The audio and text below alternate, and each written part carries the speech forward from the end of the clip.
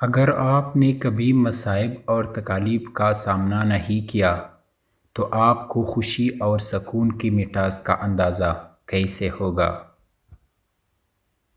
انسان بنیادی طور پر اپنے خیالات کا نتیجہ ہوتا ہے، باقی تو محض گوشت اور ہڈیاں ہی ہے۔ اگر لوگوں کی حقیقت کو پہچاننا چاہتے ہو تو ان کے ساتھ گفتگو کرو، ان کے الفاظ سے ہی تم جان سکو گے کہ وہ اصل میں کیا ہے۔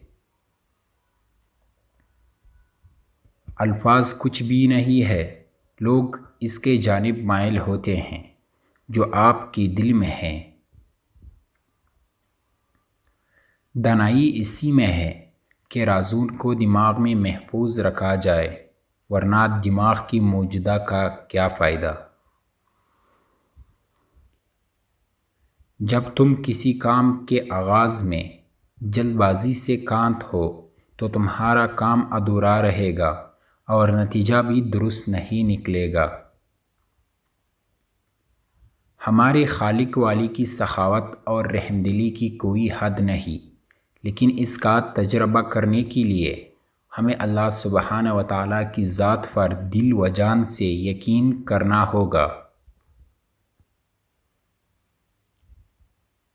جب لوگ اپنی تمام خواہشات کو حاصل نہیں کر پاتے تو ناشکری ہو جاتے ہیں، کیونکہ لالچ نے ان کی نگاہوں کو ان نعمتوں کی جانب سے پھیر دیا ہوتا ہے۔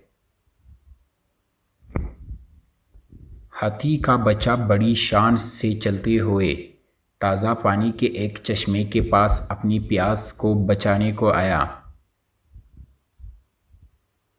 جب اس نے پانی میں اپنا عکس دیکھا تو ہڑا بڑا کر بھاگ نکلا۔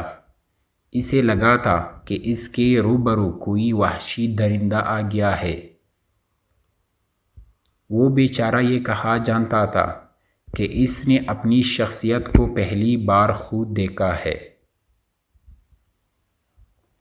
اللہ سبحانہ و تعالیٰ کے ساتھ سوچنا بھی مت، وہ ذات کبھی اپنا دیدار نہیں کرواتے اور نہ ہی تم اس تک پہنچ پاؤ گے۔